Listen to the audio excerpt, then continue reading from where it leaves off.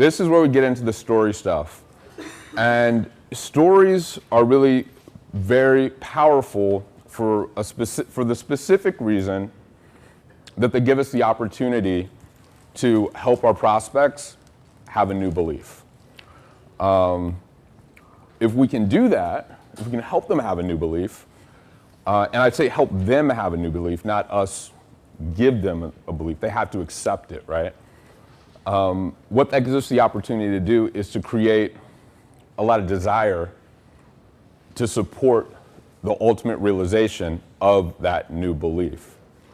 The reason that this stuff is pretty powerful is it comes from me studying copywriting, for a long period of time, and always trying to like mess around with it to make it better.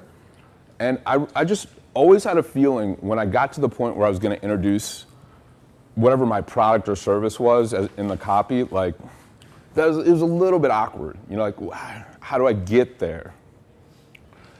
And what I came to realize is that the impetus or the emphasis in what I was doing was in the wrong place. So I was telling the story in most of my products, or in the copy for most of my products, to try to convince people why my product was so awesome. But that doesn't matter, right? All that matters is to help them have the belief that one simple idea will help them in some way, shape, or form. So the example I'm going to use here is one of the stories that I wrote, and I'll make sure that you guys get the transcript of the entire story, for a product I call Unstoppable Duplication. And the idea was, two network marketers, because I was one, we all have this idea that if I recruit people, then my business is going to grow. But what tends to happen to them, because I have a pretty intimate knowledge of those guys, is they'll recruit a couple people, nothing will happen, and then they'll get discouraged and quit. But what they really are excited about is duplication. How do you get duplication to happen in their business? And so what this story does is it gives them a simple idea that will create the belief that a co-op is the way to create unstoppable duplication. And then everything else that you guys will see here as I go through here is to reinforce that simple idea in either positive or negative, positive ways to reinforce it or negative ways to take away pain, so that by the end, they feel like, I need to go do a co-op. If we can get them there, then all we have to do is say, and that's why I know when I teach you, or that's why I know when I give you X, your life is going to change. They've been, in other words, the impetus for where we put our thought is getting them to consume this concept so that they love it. And when they love it, our product's already sold. They've been waiting for us to say, here's what we got, right? And so that's what this process does. Stories are awesome for a few reasons. They create trust, but trust in a specific way. And when I really started studying this stuff, I started to pay attention more to how I reacted when I heard a good story or when I watched a movie. And I remember, who here saw the movie X-Men First Class? You guys see that movie? I remember sitting in the movie theater and the very beginning of the movie, do you remember the moment where Magneto, when he was a child, is walking with his parents and then they get taken away from him and put into a concentration camp, and he reaches for them and kind of screams, and he's just like, no.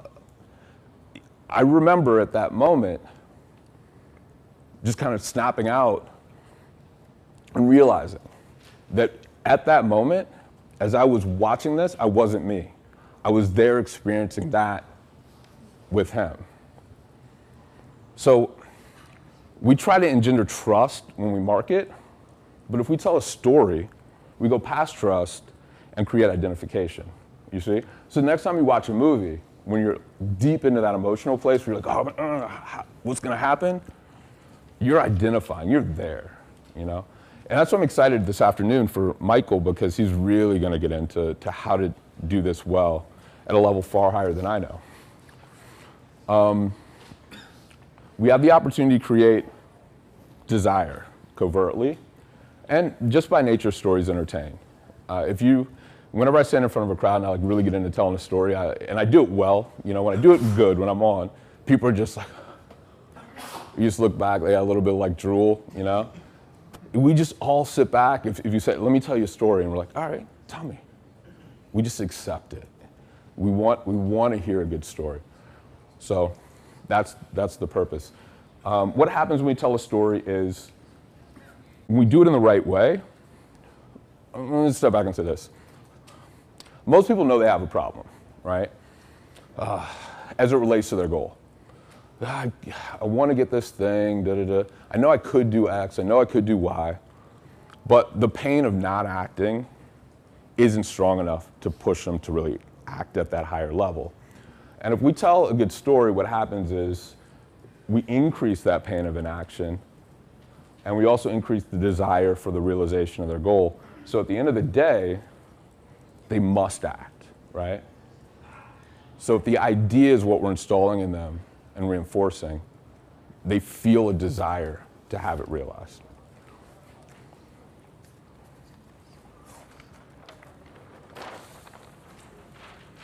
So one of the great lessons that I learned from Michael is, and I'll see if I can find his CD program.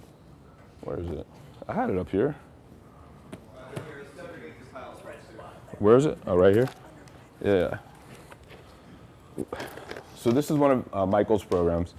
One of the greatest things I got in this was how to tell a story, the process for telling a story, what to do when in the tangible experience ways, so that people feel this epic journey. And he's going to be going through that. So all these different points we're going to come back to later.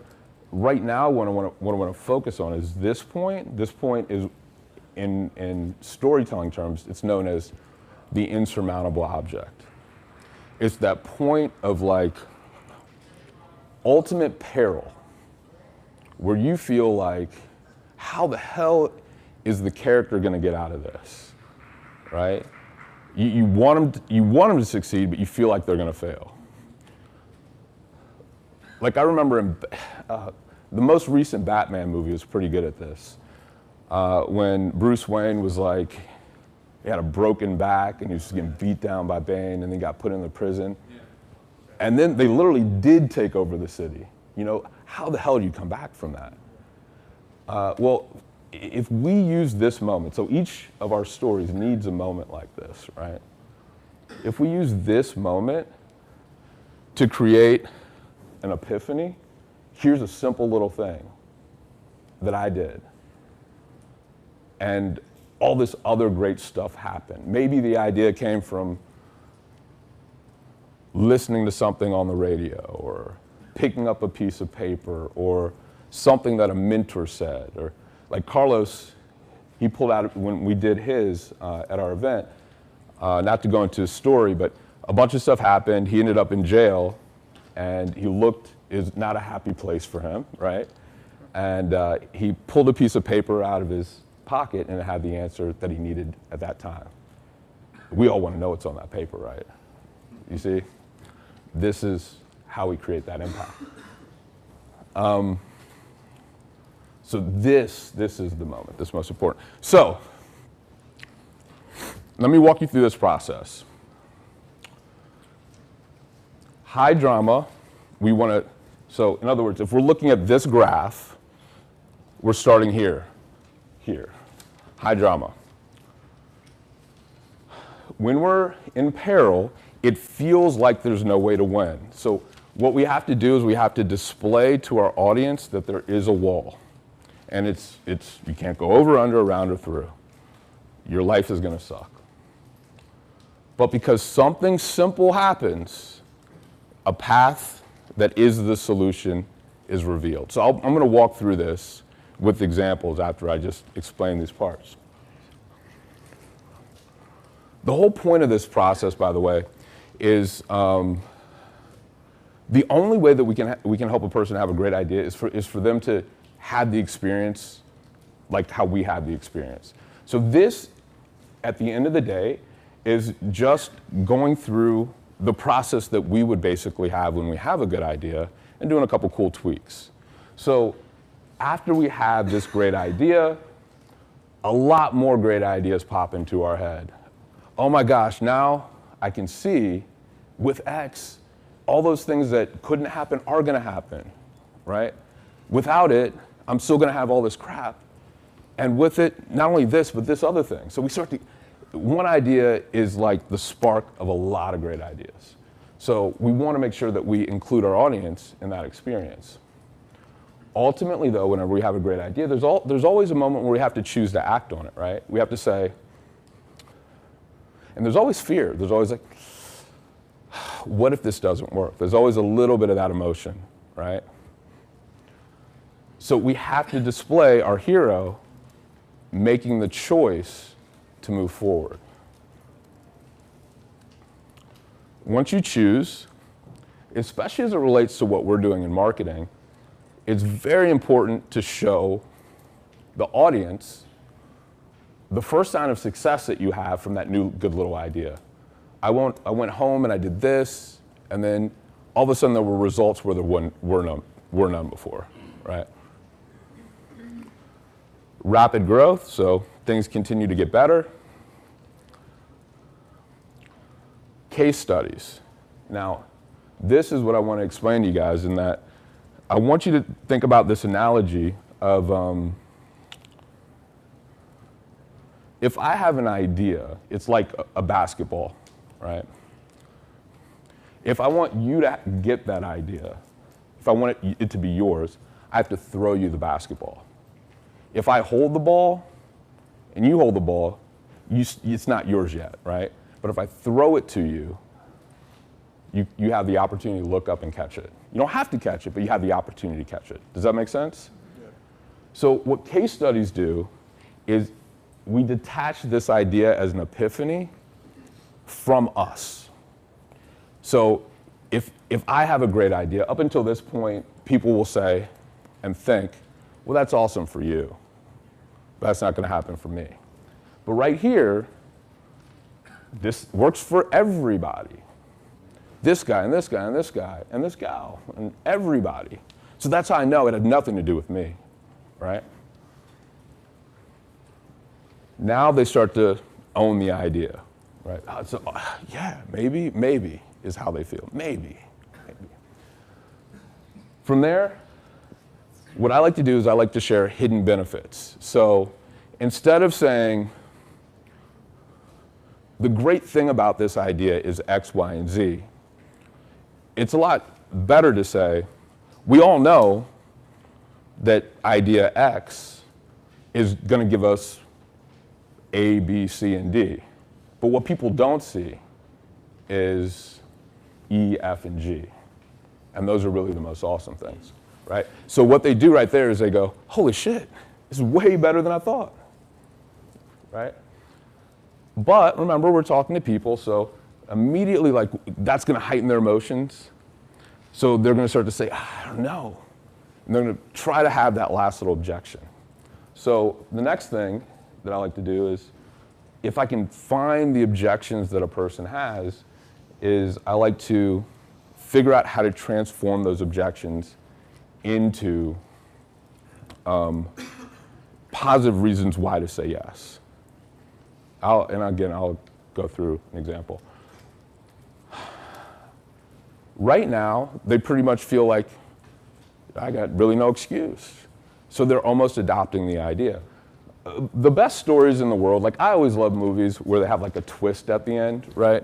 Where it's coming, you get it, but something happens and, oh man, it's going in a totally different direction I didn't expect. So if we can allude to something bigger, or we can have some sort of a twist, now the attention even intensifies a little bit more, right?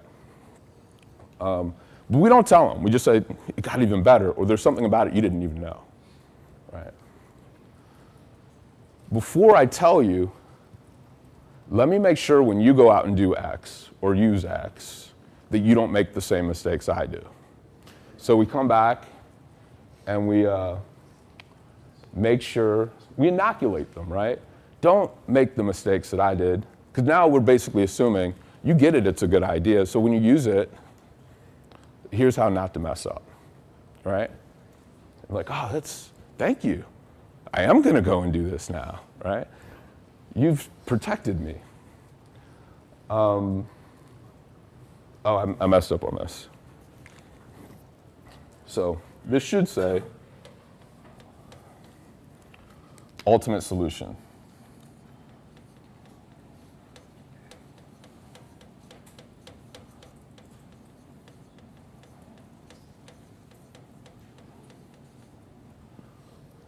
So then we reveal our thing that's even better than they thought it was going to be. And when I figured this thing out, I did something that was a little bit of a tweak or whatever it could be. And it totally changed the game in a way that I never thought it would. Or it could just be a tweak. I'll give you an example, just a quick example before I go through the whole thing of this. I was working with a consultation client on this process for their story, and they wanted to get people excited about list building in a specific way. So her whole story through here was all about what was happening with list building and her sharing her results and other people's results and blah, blah, blah, blah, blah. But there's something about it I didn't tell you. So we all get what list building is in here, right? Don't make these mistakes. Remember that thing I didn't tell you? What I didn't tell you is all those results that I had when I was building my list came from 120 people. The list was 120 people, and I found them all for free on Facebook. And now the person goes, what is this secret? So I know if you were feeling the pain that I was in when I started, if you're going through a lot of crap, if you're going through a lot of crap right now, X, Y, Z, that's how I know that once you know how to do this and you use it in your own life, it's going to change everything for you. So at this point, that's when I'll do the invitation, right? Tomorrow I'm going to share a really cool idea with you. And here's a proposition. Don't give me a dime now. Put me to the test. Let's see if it's awesome tomorrow. If you like it, you get the invisible funnel part at this point, right? All right. Let me go through an example. So I have a product called Perpetual Duplication, Unstoppable Duplication. And the high drama situation where I start out is I'm riding in a car as a pharmaceutical sales rep in downtown DC, but it's a day where I have my boss along with me. And I never really like these days because the guy he judges me, and it's always a tense situation. And we went through a bunch of different offices, and I wasn't at the top of my game. And I just could remember when we were driving home, we were going down Route 66 in Virginia. Details are good. Share details, right, in a story. It was dead silent. And he said, Dagan, pull over for a second. I need to talk to you. I felt my heart sunk immediately, right there, right? I knew. And he asked me, Dagan, tell me honestly, do you like what you do? Do you like your job? Because I'm not sure. And I answer him as anybody would, right? I say, I love my job. Now inside, clearly I'm doing it out of self-preservation. It's one of those situations where it's all I have. So if I don't have my job, how am I going to pay my bills? So I tell him I love my job.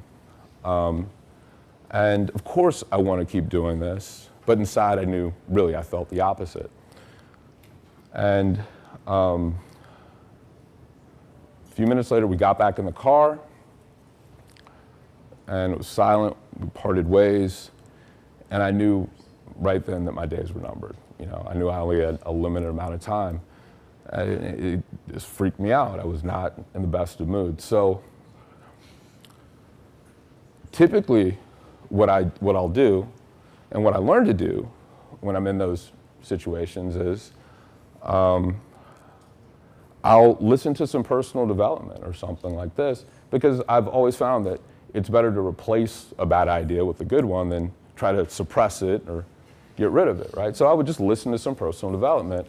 And this particular time, I decided to listen to a CD that was absolutely my favorite. See, I had just started a little home business not long ago, and it was doing okay, but it wasn't doing well enough to pay the bills. I wanted to, but I just couldn't see it getting to that state before I knew the inevitable was going to happen. And as I was listening to this CD, I remember hearing one word that I hadn't heard before. And it was a word I didn't understand why hadn't I heard it. I listened to this thing like 50 times, but I didn't hear this one word. And as soon as I heard that word, I immediately pulled over to the side of the road, got out of my car at Amoco station, just started pacing back and forth. I must have looked insane to everyone that drove by, and I knew I did because they would like slow down and like, what is this guy doing? Now, before I tell you what the word is, let me just tell you why it was such a big idea, why it blew my mind at that point. Clearly, we all get into home businesses and things like this because we want to create wealth, right? Well, how do you actually do that? The simple answer is you eliminate your debts and you invest aggressively in your most profitable assets, right? Keep them growing. And well, if you're in a home business like I am, my question to you would be, what's your most valuable asset? Now, most people would say it's their team, their downline or whatever. But I don't think that's exactly the answer. See, because one of the lessons that I learned in my business was that about 1 out of every 10 people that I recruited actually did something meaningful. And about 1 out of 10 of them did something like significant at the same level that I did.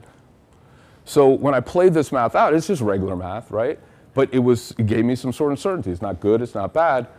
When I played this math out, what I realized was that at the end of the day, within my own business, that the most valuable asset for me to grow wealthy was my own lead generation. See, the more leads I could put into my process, the more 1 out of 10s and 1 out of 10s that I would find. The problem for me right then was I only had a limited budget.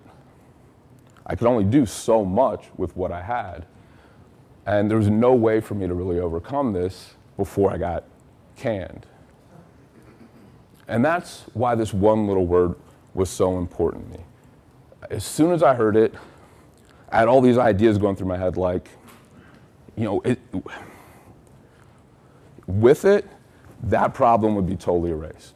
I would never have to worry about money again. I'd be able to generate as many leads as I possibly could, and my team would grow fast, and just possibly, I might build a team big enough to succeed, to have a paycheck to support me when I actually did get fired.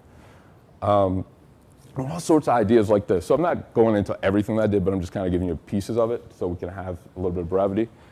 And that one idea is just one word, co-op. Now, if you don't know what a marketing co-op is, it's where you and the people closest to you put your money together and you all go and advertise as a group. And I could see if I could do this, the math would work out. Our team would grow. Their people would have new recruits coming in. I'd have my team growing. Everything would thrive. In my head, it worked. But the problem I had was the CD I was listening to was like 20 years old, right? So this guy was talking about doing postcard co-ops, but I was an online guy, and I had no idea if this stuff really applied to the internet. So I remember as I paced back and forth with this word going through my head, having this little fear, this like, what if, I'm not sure if this is gonna work. I don't know. What if this is like some of the other things I had tried? For whatever reason, I decided to say yes. I decided to just try. Let's see what happens. So I went home, I sent an email out to my little team and said, hey guys, we're gonna have a co-op, and gave them a link to PayPal. I went to sleep, I woke up the next morning, and there was $800 in my PayPal account that wasn't there before. And right then, I knew that this stuff was gonna work. See, what I realized is that some of the things that people want, they don't necessarily say, and these guys just threw money at me because I said I would manage this thing for them. Before that first run was over, I got about $3,200 in advertising money that wasn't my money, and was way bigger than the budget that I ever had. And that doubled the size of our team. I had about 80 people at that point. After that very first co-op, it grew to 160 people. Each and every month, it just kept growing bigger and bigger, and so I would display this stuff within the story. And what I realized was most powerful about this idea, it wasn't me. It wasn't just me, because all the new guys that came on my team, I taught them this exact same thing, and they got the exact same result. So they would go to their team and teach them how to run these co-ops. Some of these guys grew teams far bigger than me, like Jazz was one of the guys. Jason, another guy. Just imagine testimonials, right? People getting results bigger and better than my own. And as we started to do this stuff, you know, we all know, if you understand what a co-op is now, you get it. You get the idea that what this idea does is it allowed you to create a marketing budget that doesn't have to come out of your pocket, which means you can go out and generate leads, and all that stuff's well and good. But one of the things I had no idea that running and starting this little co-op was going to do for me was that all network marketers wonder, how do you recruit heavy hitters? Well, just simply because I was running a co-op, heavy hitters started looking for me because they saw that I had a system in place, and all they had to do was bring their team over and have them get involved in my co-op, and they'd make money for it. So the easiest way to recruit the biggest and brightest people in your own industry is to run a co-op. They come looking for you. Another one of the things I realized by doing this whole co-op thing was that you don't see immediately is that not only do you have a marketing budget, but that budget grows each and every month, and it never comes out of your pocket. So imagine that. Just by learning this little skill, all that you automatically increase your ability to go out and market, and every single month that you do it thereafter, your marketing budget's going to grow even more. Do you think you're going to build a bigger team with that, right? Now, I know what you're thinking right now, so objections. I don't have a team, Dagan, or I only got one person on my team, something like this. Well, here's the thing about co-ops. You don't need a team to run a co-op, because whatever opportunity you're in, there's probably someone in your upline, and if you go to them and you say, hey, I'll run a co-op for them, I bet one of them will say yes. And when they say yes, what's going to happen? They're going to get their team involved in that deal, right? So you're going to have a bunch of people putting a lot of money into the system, and you didn't have to put any money in yourself, so you can either, number one, pay yourself 10%, so you created money just for knowing the skill, So it precedes this other stuff. Or you could just put yourself in the co-op too and generate traffic and leads and create recruits just for running this co-op. So if you don't have a team right now, that's the best time to learn this skill. Do you get it? Right? Now, the coolest thing about this co-op stuff that I haven't told you yet, so I'm alluding here, is that once I got it rolling, really, I didn't have to do much because I had my best guys that were all running their own co-ops. So we had our team growing about 100, 150 people per day, pretty regularly. Not every day, but pretty regularly. And I didn't have to do any of the work, which was cool because it gave me the opportunity to kind of step back and tweak and play with this whole model a bit. And one of the tweaks that I made blew me away. Not only was I able to run a co-op, but by the little tweak that I made, I was able to generate an extra $10,000 per month and build a list of 5,000, 10,000 people every single month without doing any additional work. Before I tell you what that tweak was, so Lude, let me make sure when you go out and run your co-ops, you don't make the mistakes that I made, right? Mistake number one, I can go through a bunch, but just so you guys get the feel for it, is don't allow people to buy multiple shares. You'll have some people on your team that'll want to buy a bunch of shares. This is dumb. You want to facilitate their growth, but not finance it. There's no way they're going to finance their way to success. Let them buy 1 or 2 shares at most, and that's all. What's another good one?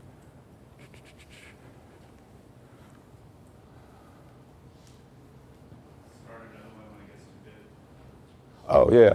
Don't let them get too big. That is a good one.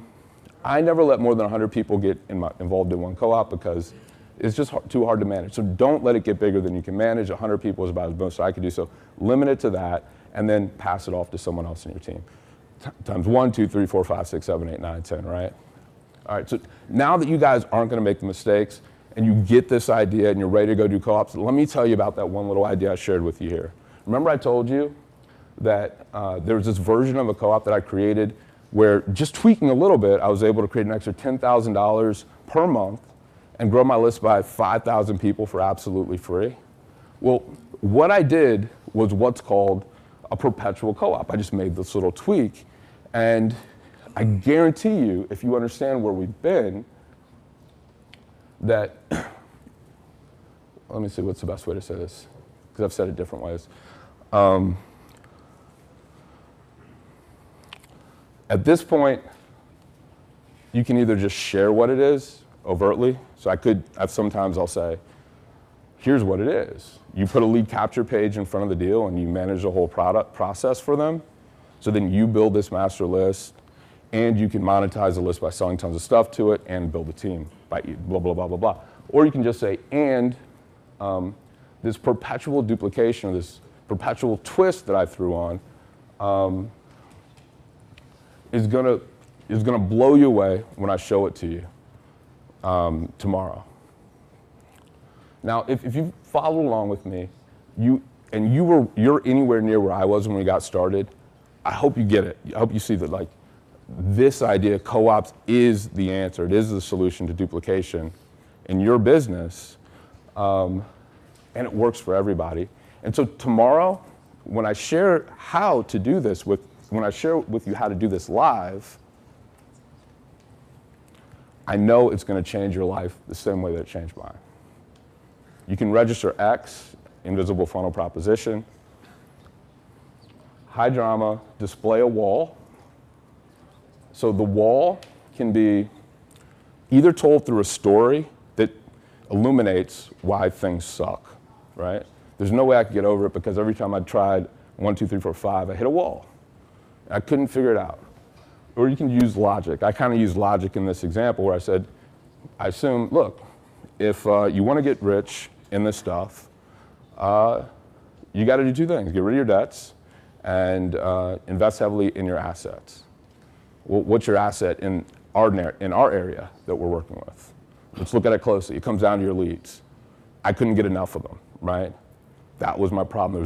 There's nothing I could do to get enough of them with my current situation. So you kind of feel it, right? As a wall, you also had this sort of ticking time bomb of the job's going to run out. That's the high drama. Yeah. It's not quite the wall. Maybe I don't understand what The wall? distinguishes the wall from the other sort of obstacles. So the high drama is a situation that is impending doom, right? The wall is the display that there's no way to get out of this impending doom, right? So they're elements of the same thing, but we need to have both in order for this to have impact. One simple thing happened, one word popped into my head, right? Something like this. And when that happened, boom, yeah. Did you do the backstory before you show the epiphany or after? Where do you put the backstory? The backstory meaning? So there he has backstory. So let's go high drama and backstory. So the top left, it says backstory wall. You can't read it. It says, Oh, no, yeah, no. So it says story logic. You just can't see that. Oh no, why does it say backstory? It shouldn't say that. Last year I've been using backstory there. So But it's the same thing. So like here's what that means. Like let me make it make sense for you. You go back and you say, I've been trying stuff and I keep getting kicked in the balls. Life sucks. You see it? You're gonna get kicked in the balls too, right? So you just need to display that it sucks. You know, like life sucks at that point, and there's nothing you can do about it. And you can't figure it out, because that's where they are, right? That's where they all are. I don't care what industry, what niche you're in. That's how they feel. I've tried everything, and it sucks. Something happens that's simple. Something simple. It can't be like, you know, I discovered the theory of relativity. It's got to be like a co-op, a one word, or I was looking at my list the wrong way, or I was doing two-legged squats when I should have done one leg. Something simple, you know what I mean? Because this is what people want it to be. They need it to be something simple for them to get it and accept it. Does that make sense? As soon as we have a new good idea, more new good ideas come to mind. Oh my gosh, I can see all these new possibilities. There weren't any before. Now, over here, over there, oh my gosh, this is awesome. Ultimately, the hero has to choose. And when he starts to talk about story, like you can't have a story with like a loser hero. You can't just like wake up in the morning, eat some oatmeal, and have someone call and say, you know, like your house is on fire, and decide to go back to sleep. That's a dumb story, you know what I mean? Like you can't, you know, this is, the hero has to be heroic. So you have to be the heroic person to make the appropriate choice. You must display the first signs of success. You must say, here's the moment when I got it. Here's what happened. Here's what it felt like. Here's what it was like. Inside, here's how I felt. One thing with writing that it's harder to do than with movies and things like this is to get people to experience the emotion actively, right? If you say like, I'm depressed or I was depressed, it's a very passive way of saying an emotion, right?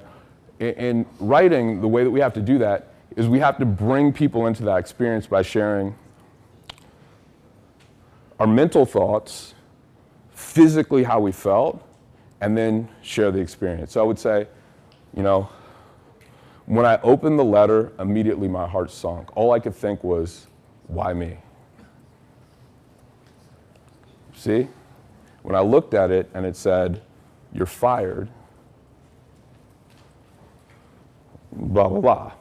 You get, like I can't just say, I got depressed because I got fired. You say, bring them into the situation. When I looked at the piece of paper, and try to like actively give them the feeling, the emotion, like, what does it feel like to be happy? What does that feel like? Have you ever like written that down? Like, what is a physical feeling of being happy? When I first started, when I learned this in one of these storybooks, I went and I tried to like journal about like, what does this feel like? It's hard to figure it out. Most people don't do that. But when you start to like play with that, like,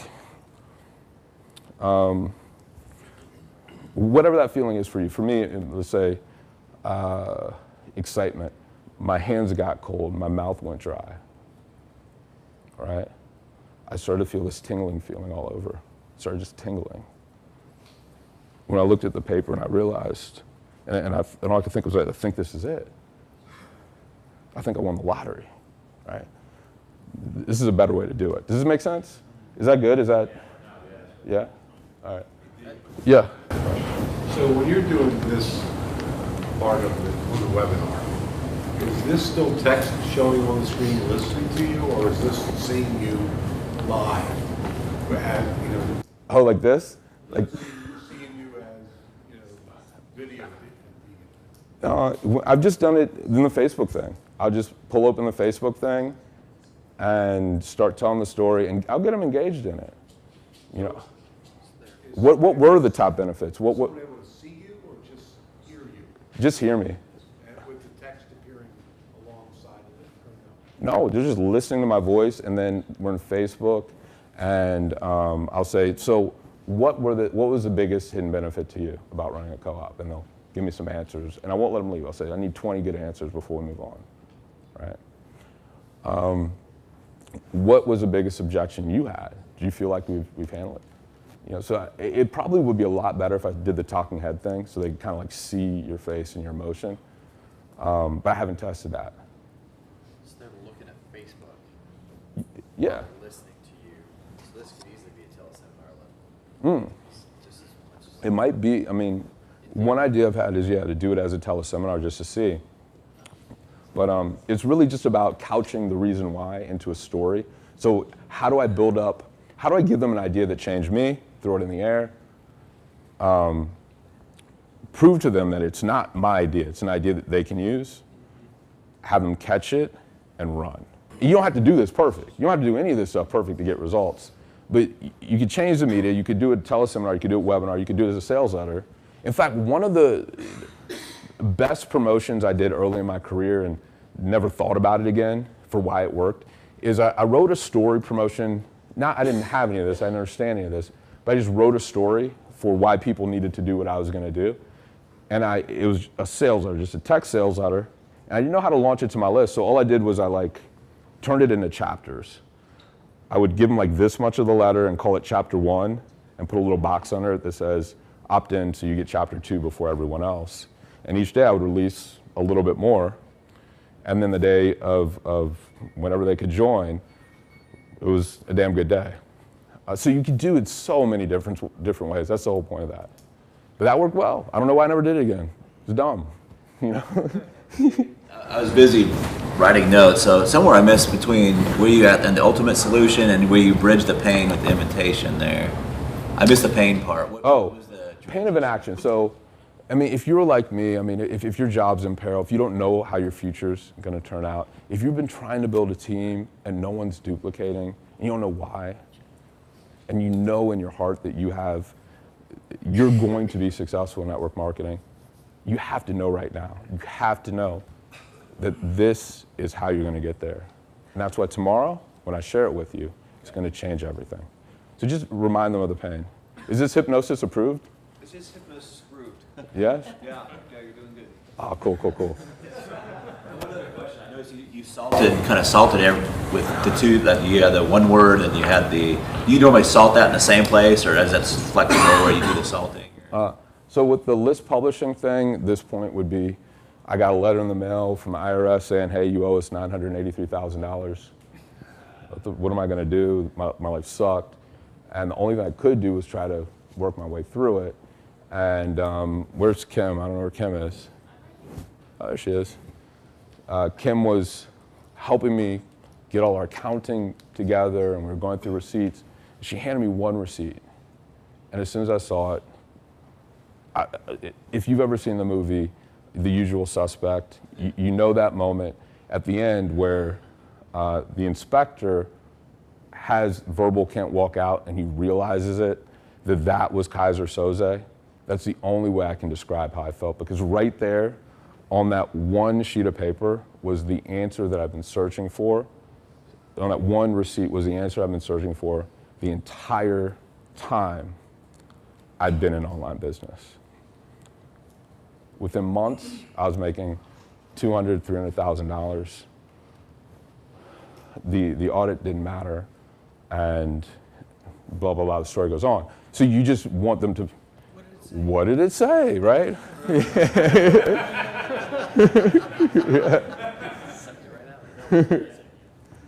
You want to know, though.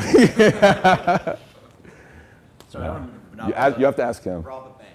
Yeah, no. Have you No. ever tried? You actually already told you, so Or do you think you it guys would don't know. work? Yeah. Like, so I try to help some people like with their businesses. Do you think it would work to tell the story from the angle of I'm trying to help my students, but I keep running into this wall with them, trying to help them, and then kind of carry through. Then I had this epiphany, which was basically the idea is running a high ticket service business, but So I wonder if that would work. Oh, really? Yeah. it could work, absolutely. I just would need to know more. Like each person, I kind of sit down. I want to know what they're doing here, and what they think their moment of epiphany, or in other words, a premise that we talked about yesterday was. We can figure it out, right? We figured it out for you. And then what you did the first time, you too. We figured it out. Yeah, young Jonathan, we didn't bring you to stage yet. We'll bring you up here in a bit. Yeah. Cool, man. Thanks. Yeah. So, trying to think. Here's one other thing I do want to show you guys about this. What time is it? 12:40. 12:40? Okay. How do I figure this? So for these different parts, let me see if I can find this. What's up? So ask question, make them respond. Yeah.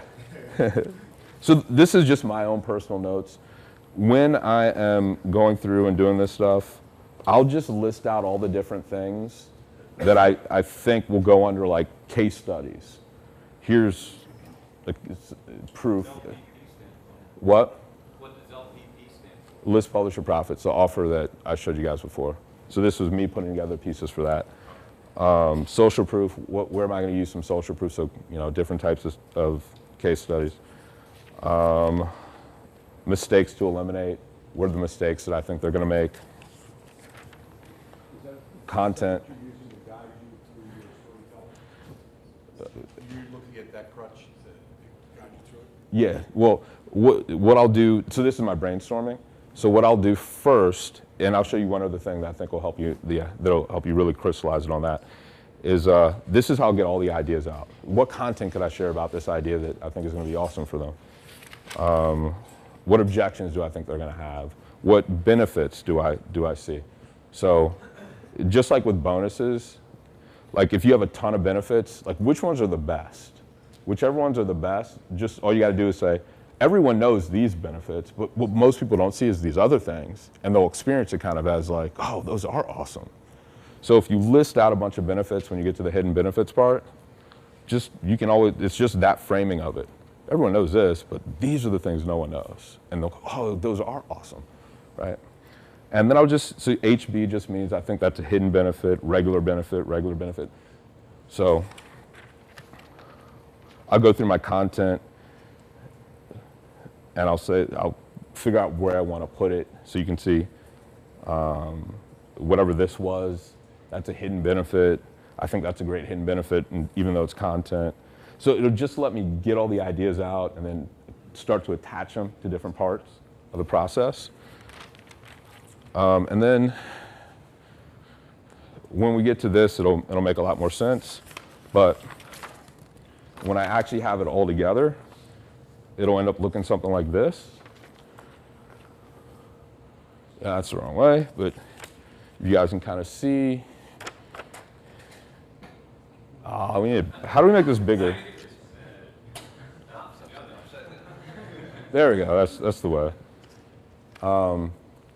So this will be that first hero's journey story, and there's certain points that matter, and I'll have an episode or something that the audience can experience for that part. Then I'll have the different meanings. So remember I said the premise, I want to always validate the premise. So I'll find a few stories to interweave that fit into the premise. And then I know that one point is the most important part. And then I'll flesh that stuff out kind of down here. So it might look crazy, but this is kind of like what it looks like when I have it all in order and I want to go and do it. Yeah, so that's story selling. this took me a long time to figure out. I don't really know how I figured it out, but I did read a lot of stuff. And it's pretty cool. People are like, that's an awesome, they go, dude, I never got that before. That's the best idea ever. I'm like, yeah, of course I want your thing. Because I need it. Because if I'm going to do this, I need that thing that you got. It's pretty cool. Any final questions, and then we'll go to lunch. Yes, sir. I love the story part, but I have this fear I can't get over that if I two-step my webinar and have to rely on people to show up twice, that's going to cost me sales in the end. So I'm tempted to like put the story and the VSL on the webinar registration page and then have them buy their $0 ticket, pay only if you love it, and get right into the content, and that way they only have to show up once. So I'm wondering if you've tried that, or if you could elaborate on the benefits of two-stepping it. Yeah. So first off, nothing I'm saying here is marketing doctrine. This is just cool stuff that I learned that's worked for me. The evolution of this process was one webinar. It was a series of emails that did basically this stuff to a webinar. And even before, I actually knew this, the very first series of emails might have been just like, the best thing in the world is X. Let me make sure that you don't, and I'll tell them why I think it's cool, and I'll say, let me make sure you don't make these mistakes. Here's the first mistake, and then 5 more emails with mistakes leading up to the event. So now when I teach you this, you won't make those mistakes. So there were lesser forms of this before I got all this. Does this make sense? The reason for the 2-part webinar is that I got lazy one time, and I was, oh man, I only got a couple days here. Let's see what we can pull out. So I sent some emails to a webinar, and the webinar had a story hook. If I did this, the perpetual, so the List Publisher Profits webinar was from bankruptcy and addiction to $286,000 per month. Come, let me share the full story for the first time. You won't believe what you hear. And that was just all it said on the registration page. So it's not like, let me teach you stuff. It's like, you got to hear the story, right? And so it was just something like that. And I sent a few emails to it. I had 1,100 people register, and 500 of them registered for the second part of the webinar when I invited them here. And it just shortened the process. And I got bigger response than anything. They absolutely show up for the second one. Because all you're doing here is getting them excited, right? But test it. Yeah, guys, so what I want to do is if we're good with this, let it sink in. Very last question, because we have to go to lunch, because I just found out, we only have this room until 6, so we have to hustle. Okay, just to clarify, so with that first webinar that you're doing, the offer is the offer to go into the secondary webinar? Correct. Yes, correct. And all this does is it creates a belief, and then all we're doing with this stuff is reinforcing that belief in ways that increase the desire. This is so awesome. Look at all the great ideas I had. I had to choose it. They'll choose it, right? I can do it. Here's what happens. Oh, now I know what it's going to feel like. This could work. I can imagine something like this happening to me.